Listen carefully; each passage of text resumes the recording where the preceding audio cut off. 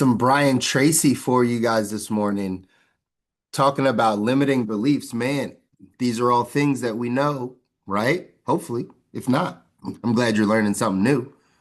But if these are things that we know, how much are we doing what we know? All right? Those limiting beliefs. Have you challenged your own limiting beliefs? Have you challenged them recently? Have you challenged how you think about things? Have you challenged uh, have you challenged kind of the beliefs that you have in any area of your life that are holding you back from getting to the life that you want? That's the question. That's the question. And you have to constantly do this. We talked about this. The awareness is the first step to change. So are you even aware of your limiting beliefs? Are you aware not just of the problems, but are you aware of like how you can get better? In what areas you need to change, in what areas you need to shift your focus or change your thinking? That's the first step to all of this. Some things I wrote down. Again, just remember how this goes. You've heard me say it, and I know you know it, but we gotta really lock in to do what we know. Your thoughts control your feelings, and your feelings control your actions. So if you're starting with your actions, hey man, I really don't want to do this thing. I really want to change this action. I really don't know why I procrastinate. I really don't know why these things happen. Actions, we can backtrack and say, well, it's created by a feeling. And we can backtrack even more to say it's created by our thoughts. So our thoughts are what create our actions. Right? Our thoughts create our feelings create our actions. Our actions over time create our habits. So if you have habits, it's just coming from whatever thought you have around that thing. That's why we're doing this work. If you really believe in this law of cause and effect, if you really understand that like nothing happens by accident, you aren't the way you are by accident. Your situation didn't happen by accident. You have control over it. Life happens to you, right? Or life happens for you, not just to you. And so you've had a hand in the life that you have right now. What's that movie like butterfly effect or whatever, right? Like if you go back, like if you change one thing right now and then you go back, it changes like the whole, right? Like ecosystem, right? You kill one butterfly right now, and before you know, like dinosaurs are still living, right? Just because things happen, like everything has a cause and effect. Same thing in your life. Same thing in your life. Nothing happens by random, even though people live off of what Brian Tracy just talked about, which is the law of accident. But this is where most people sit. And it's not going to be us if we want to go off and design our ideal life. That's where that vision comes into play. That's where that vision that we talk about has to be strong. Failing to plan is planning to fail. Failing to plan, like not putting a plan in place for where you want to go, not having a vision for where you want to go, is planning on failing. That's when our lives we become drifters. As Napoleon Hill talks about, you just heard Brian Tracy talk about it. When you're a drifter, you're just however the wind blows, however you're feeling that week, however you're feeling that year. That's just kind of the way you're going. We have no real plan. We're not really happy. We don't really like our situation, but we're not changing anything. This is the law of accident. No sense of control over our lives. This is where the masses are. This is what the masses try to make us fit into. This is not going to be you if you want to go off and design your ideal life. Because we talk about responsibility. We talk about taking control of your life, of every aspect of your life. We're not leaving it by chance. We're not crossing our fingers and saying, we hope we hit the lottery. We hope we do this thing. No, no, no. We're taking control and taking responsibility of it. We're not living by the law of accident. Your thoughts, what I write down, your thoughts are the causes, right? The law of cause and effect. Your thoughts are the causes. The conditions are the effects. If we want to change the conditions, we got to change the causes. We got to change the thoughts. You can capture every thought. You can change your thoughts. The number one thing, the only things you have control over. You've heard me say it thousands of times. There's only two things you can control: your actions and your attitude, right? Your thoughts and what you do. That's all you can control. You can't control other people. You can't control your situations. You can't control your job, your boss, your spouse, your kids. Like you can't control anything, but you can control your own thoughts. Hopefully you can. If you can't control that, it really, right? This whole thing is a struggle. But you can control what you think. You can control what you choose to consume. You can control what your disposition is on a daily basis by living in that law of cause and effect. The last thing he talked about, Brian Tracy, was the law of belief. Whatever you believe with feeling becomes your reality. Whatever you believe with feeling becomes your reality. Not just what you say you believe, the thing that you feel, the thing that you think about that creates the feeling, that becomes your reality. So what reality are you living in on a day-to-day basis? What reality are you living in? What belief system are you living under? This is where we got to the question of what limiting beliefs do we need to challenge? That story Brian Tracy talked about, the kid with the IQ, but really he's super smart. It's just a belief system conversation.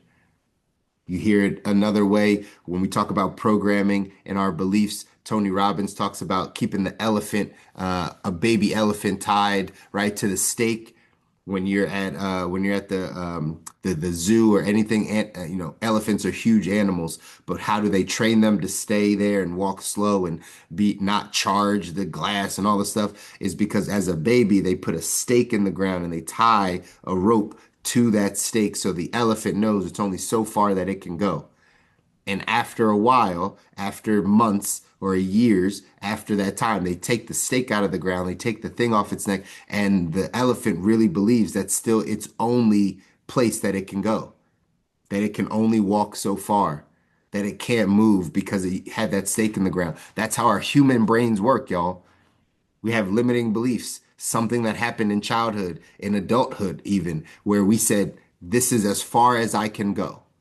This is my skill. This is what I know. This is what I'm good at. This is where I'm going to live. This is my home. And we have to be able to change that. We have to be able to grow beyond that because we have to change our beliefs. We have to change those blind spots that we have. We have to start to recognize those blind spots, become aware of those blind spots that are out there so that we can go off and design our ideal life. This exact effect was in our text 177, Mental Toughness Secrets. It says champions understand cause and effect. You just heard Brian Tracy talk about cause and effect, but diving into, again, you wanting to be mentally tough, you wanting to learn and grow to build the capacity to handle the life that you're asking for, cause and effect happens to be one of those areas that we have to get down. Here's what it says in the text. It says the masses tend to focus on effects rather than the causes that create the effects. Again, we just heard that we just wrote this down. We just heard that thoughts are the causes and conditions are the effects. So the masses, what it says here is the masses tend to focus on the conditions. Oh, the economy. Oh, my job. Oh, this, right, this business. Oh, this thing, right? All these, the conditions, the world, the war, the stock market, my family, my time, right? All the things, those are the effects. It says the masses tend to focus on the effects rather than the causes of the effects. Well, what's the cause of the effect? Is the thinking behind it. The thinking behind how you think of time, how you think of your job, how you think of money, how you think about your children, how you think about family, or whatever the conditions are. Just want to make that distinction. It says the world class goes directly for the cause and lets the effect take care of themselves. This is the most evident in the area of weight loss. America is the fattest country in the world, with more than 65% of our population overweight and 27% are obese. This effect is leading many Americans down the road to diabetes, heart disease, and death. So how do the masses solve this problem? They swallow pills, go on crash diets, Ozempic, no, and starve themselves until they can no longer stand it. Says all these methods treat the effects, and they're just an external solution to an internal problem. The cause is the way people think about food and exercise, and the solution is to change those thoughts. That's the key. The cause is the way people think about their diet, think about food, think about exercise, right? And we're only specifically talking about health on this side, but this bleeds into all the areas of your life. But specifically for the food side, that's it. One of the basic things I had to learn as I was going through this, and we'll dive back in, but I just want to tangent on this. One of the things I had to understand, and many of us have to understand, is like we don't eat for comfort so that it just tastes good. Like it's our feeling, it's our flesh. Like, oh, this just tastes amazing. That's why I want to eat it. Maybe that's the thought process we have about food. But when I change my thought processes, we eat for longevity, we eat for nourishment, we eat for energy, we eat for health, right? Like we're eating for a different reason. It's a different thought about how I think about food. Most people are like, what am I craving today? What do I want to eat? We're satisfying our flesh on that side because that's how we think about food. But when you really switch your thinking around it, you're like, man, I need it for this, for longevity, for nourishment, right? To heal my body, all those things. Letting food be thy medicine, right? Those become the things. And so that's how we just change how we think about it, right? We change how we think about it. Anyway, yes, certainly Ozempic. I know what's happening out here to people. Anyway, it says the cause of the way people think about food and exercise, the solution is to change the thoughts. When those thoughts are upgraded from middle class to world class, the weight problem gently fades and never returns. The internal problem is solved with an internal solution. Our level of health and fitness, like everything else in our lives, is the direct manifestation of how we think. Say it again. Our level of health and fitness, like everything else in our lives, is the direct manifestation of how we think. It is an outward appearance of our internal thoughts. Average thinkers are unaware of this truth and would most likely reject it as being too pedestrian to work, or even if they were made aware of it. Like most of the secrets of the world class, it's simple and straightforward. Cause and effect are no different. Yet the great ones go from knowing this to actually using it. That's one of the reasons we call them champions. Again, how are you identifying this in your life? Are we just talking about the effects, or are we looking at the causes? And we heard from Brian Tracy today that the causes of almost everything, I don't think he said everything, but I'm pretty sure almost everything, is your thinking. That's the cause of it. The cause is how you are thinking about that thing, how you think about work, how you think about food, how you think about it changes everything. That's why the way we change ourselves is to consume new information. This is what changes, right? Like this might be new information to you. This might be something that you know. But if it's new, like you take in the information and now you have to think and process it differently. So how do we change our thoughts? It's by consuming things with our eyes and ears that are different than what we've been consuming. The things that you like to consume, let's stop consuming them. And let's consume things that are changing how we think, changing like the way that we think about a certain area. Maybe you have to change the way you think about health. Maybe you have to change the way you think about your spiritual life. Maybe you have to change the way you think about money or sales. Maybe you have to change the way you think about work or business. Like you just have to get new information in so your brain can go to work thinking differently. That will change the thoughts, which are the causes, and in turn, it will change the effects, which are the conditions of which you live in. That's how it works. For some reason, John Hope Bryant keeps coming up on my feed. I just saw something that he posted that said, like, most people are just lazy, like mentally, emotionally, spiritually, intellectually, physically lazy. Like we won't pick up the book. We won't do things that don't entertain us. We won't do things that are just helping our cause so our effects can change. We're lazy. Society has dumbed us down. It has made us comfortable. It's made us these dopamine addicts that just want to scroll on social and watch things that we like and eat things that we like. Like we're living, I hope you guys see this because you're the people that we're going off to design a different life. You want life to be different. You want health, wealth, love, and happiness, all the things. So you can't think about life the way the masses think about life. You can't think about social media the same way. You can't think about food the same way. You can't think about business the same way as everyone else because you'll get the same results. You have to think about it differently. You have to take in new information. You have to guard your eye gates and your ear gates. You got to put in good things, and good things will come out. The reason why I can share this type of stuff with you is because I've been on this journey for a decade, right? Just constantly changing how I'm thinking, adding new things in, reading new books, taking in new information, going to conferences, meeting new people, shaking new hands, like just constantly. Nothing is the same. Nothing is the routine, right? We just talked about how do we grow? We got to get out of our comfort zone. How do you get out of your comfort zone? Do things that you're not good at. Do things that you're not comfortable at. Like, we all got to start as an amateur somewhere. Most people don't want to start as an amateur, but that's how you learn. And that's how you change your thinking. And you guys know the thesis. If you change your thinking, you change your life, right? Here's what it says. Society constantly expends its effort to correct effects rather than causes, which is the reason why development of human consciousness proceeds so slowly. We have to work on the causes, then the effects will change. This is an internal game. It's an internal game. Your causes are your thoughts.